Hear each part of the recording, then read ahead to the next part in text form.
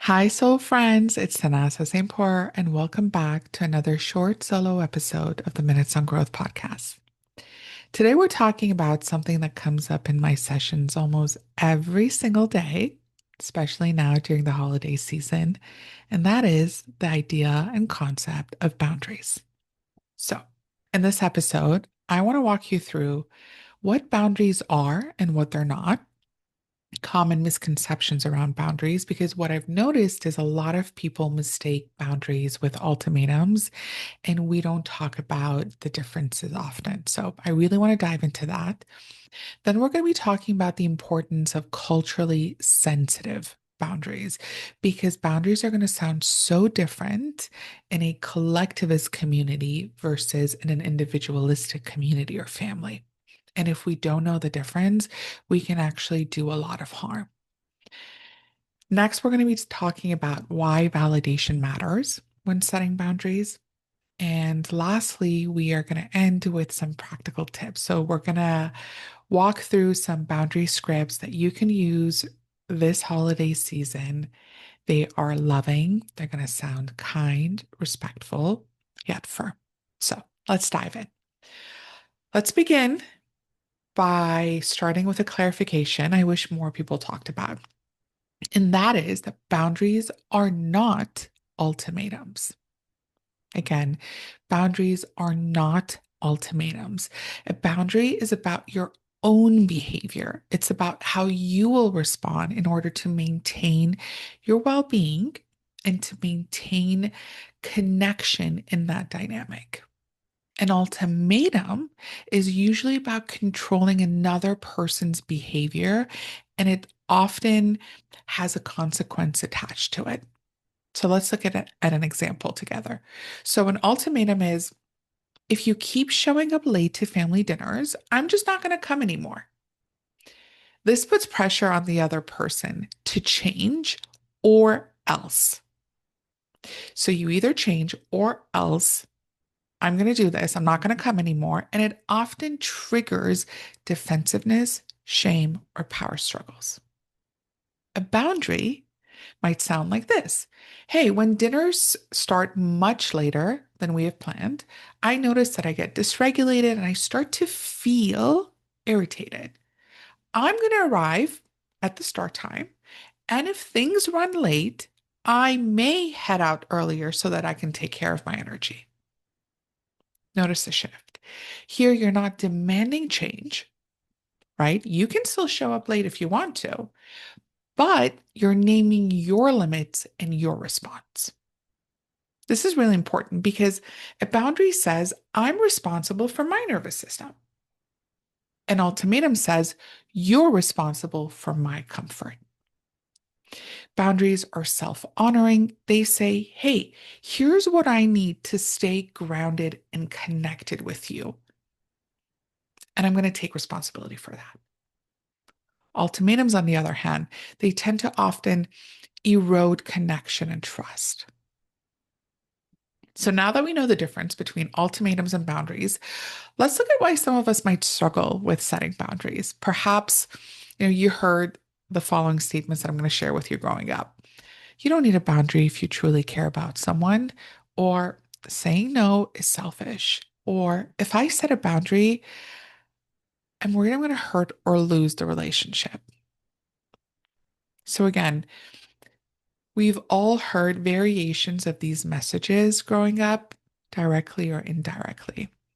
And here's the truth: boundaries are not about control, rejection, or distance. They are about protection, protecting your energy, your mental health, and most importantly, the relationship itself. They teach others how to stay connected with you in a way that's sustainable. They are not walls to keep people out. They are fences with gates, guiding people on, again, how to be in connection with you in a healthy, respectful way. Now, let's dive deeper because this is something I care deeply about and I see so often in my work as I work with clients from various backgrounds. Boundaries do not exist in vacuum. They are shaped by culture, family systems, religious values, and collective norms. In Western or in individualistic cultures, boundaries are often seen as, empowerment, self-care, assertiveness. But in collectivist cultures, such as many Middle Eastern, South Asian, East Asian, African, and Latin communities, boundaries can be perceived as disrespect, as disconnection, or even betrayal. Because in these cultures, values like sacrifice and family duty are deeply embedded. So saying no can feel like you're rejecting your entire identity or community. For example, a client from a collectivist background might say, or might think to themselves, like, if I don't attend this extended family event, my parents will feel shamed or hurt, even though I'm exhausted and struggling with anxiety. Or if I say no to helping my brother again, it feels like I'm abandoning my role. So when we talk about boundaries, we must do it in a culturally sensitive way. That means asking ourselves, like, how does our culture define love and loyalty? What were the spoken or unspoken rules around saying no? What would a culturally attuned boundary look like for you, given your values? The reason I'm sharing this is because most of the scripts I see on social media are framed for individualistic societies where perhaps no can be a full sentence. But those scripts might end up rupturing many family or platonic dynamics if we don't take culture into consideration. And research backs this. Culturally responsive therapy, especially around boundaries, leads to better therapeutic outcomes, particularly for clients of color and immigrant communities. Respecting cultural nuance builds trust, safety, and relevance. So, setting a boundary doesn't mean rejecting your culture, but it's really important that we learn to integrate our needs with the values that we hold dear. So, for example, in a collectivist culture, if a parent is, asking a child to step in and attend an extended family member's event, instead of no being a full sentence, we can say, Mom, I know how important it is for you that we spend more time together during the holidays. I really want to honor that. Family time is really important to me too. At the same time, I need some quiet space this year to rest so that I can show up to the best of my ability when I go back to work or when I go back to school. I would really appreciate it if we could find a compromise that works for both of us. So we're honoring the value of family time. We're honoring the needs of our family as well as the needs of our own. And we're reeling that in a very respectful, kind, yet direct way. And this is what we call conscious relational care, right? We're validating that person's need, why it's important to them. And we're also validating our needs and what is important to us and how can we create a win-win situation. And this brings me to the power of validation when we're setting boundaries, because it's one of the most powerful tools you can use. Here's what I often remind my clients. You can set a boundary and validate the other person's experience at the same time. Validation doesn't mean agreeing with someone, by the way, but it means acknowledging that their reaction makes sense based on their perspective and emotions. It doesn't mean we have to change our stance, but it means we can understand why they feel the way they do. And why is this important? Because when people feel seen, heard, and understood, they are far less likely to react defensively. In fact, studies on interpersonal neurobiology show that when someone feels validated, their brain shifts from a defensive fight or flight mode to a more regulated open state. That makes it easier for them to hear your boundary without taking it as a personal rejection. So let's say a friend wants to spend lots of time together over the holidays, but you're feeling overwhelmed. Instead of just saying, I can't, you could say, I hear that you miss me and want to spend more time together. And that means a lot. I miss you too. I'm also trying to honor my capacity this season. I'm feeling really stretched. So here's what I can offer that feels doable for the both of us. Again, we're not trying to sound perfect. It's about being kind and clear. I see your need. I validate your need. And I see my need and I want to validate my need. And where can we meet for a win-win situation? One other thing I'd like to add is an alternative perspective to what I've seen on social media. Oftentimes I read, people saying that how others react to you setting your boundaries is not your problem. And while I agree that, other people's reaction is on them and not on us, because we're all responsible for our own reactions, again, we don't live in a vacuum. So if the relationship is important to you, it can be helpful to create space for the other person to feel the feelings associated with us setting the boundary. So that might sound like, I understand how frustrating and disappointing it is for you that I can't spend as much time with you as you'd like, as even I'd like. It makes so much sense for you to feel that way. So creating space for the other person's response is so important. And it can be so validating, especially when that relationship is important to us. I say this often, we are traditionally tribal people. We thrive in supportive communities. And being able to set healthy, culturally sensitive, validating boundaries can help us maintain and nurture those connections. So let's get practical. Here are 5 boundary scripts that you can use this holiday season, whether it's with your family, your friends, with your partner, and they're all infused with compassion and clarity. So let's talk about time boundaries. For example, I would love to join for dinner, but I'll need to head out by 9 p.m. so I can recharge. I want to be fully present while I'm there. So we know the party's going up until midnight, and I'm not going to make you change the time of your party ending.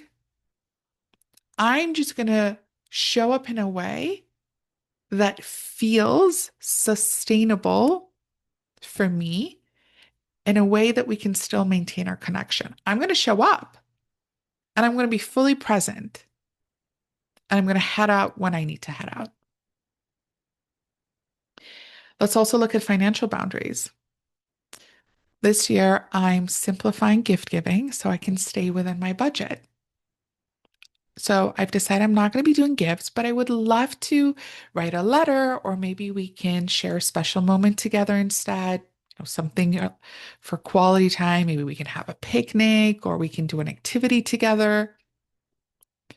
So a financial boundary is a boundary I have with myself regarding my finances. A time boundary is boundary I have with myself around time. Here's an example for emotional boundaries. I know this topic matters to you, and I want you to feel heard.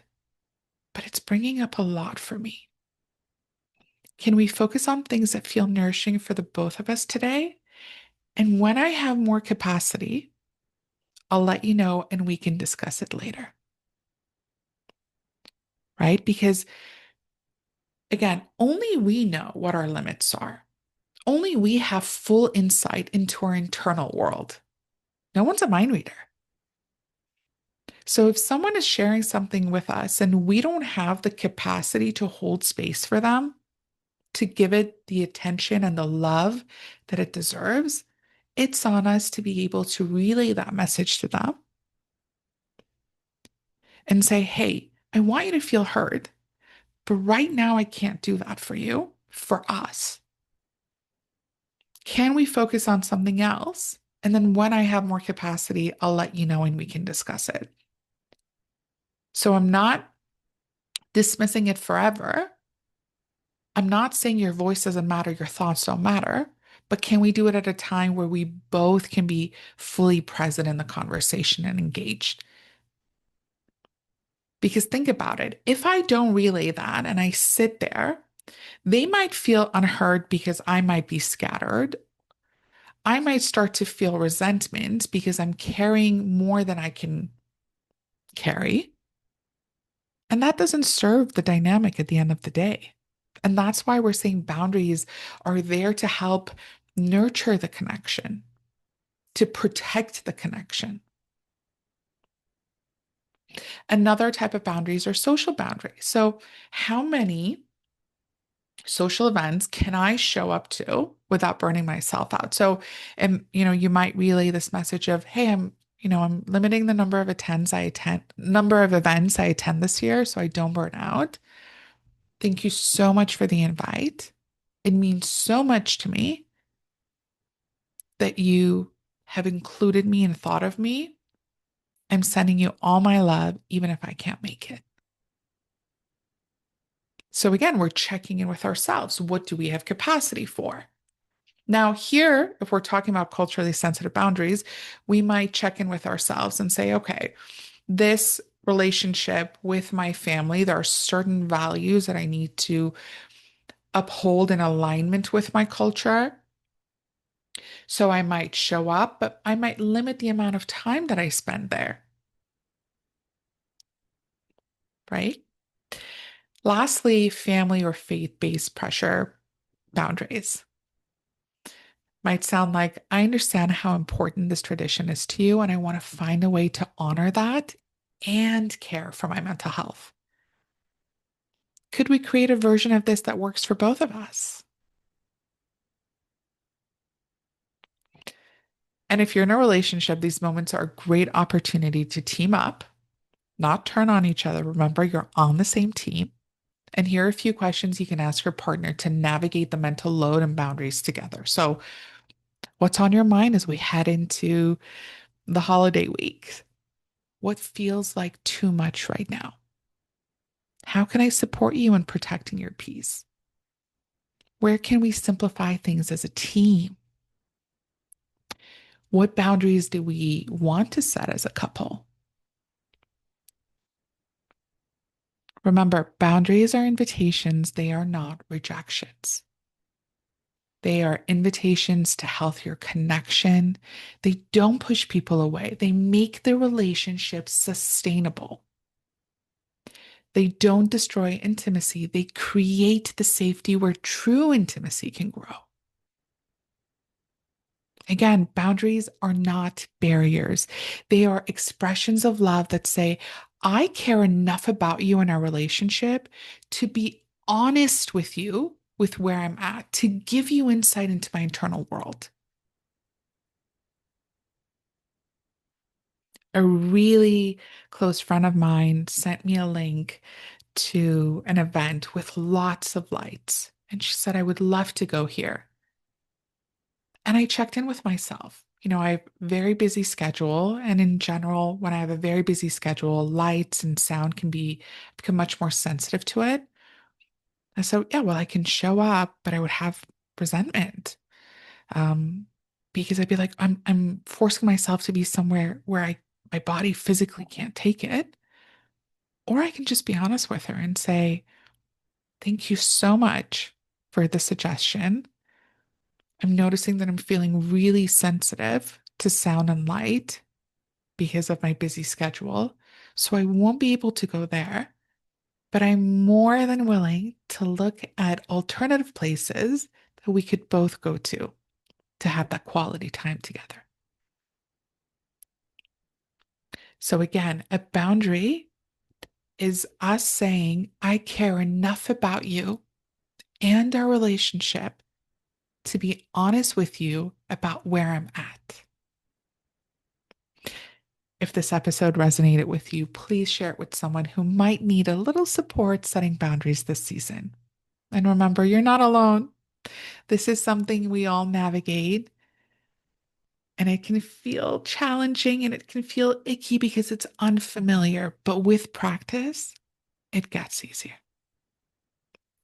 Until next time, speak soon.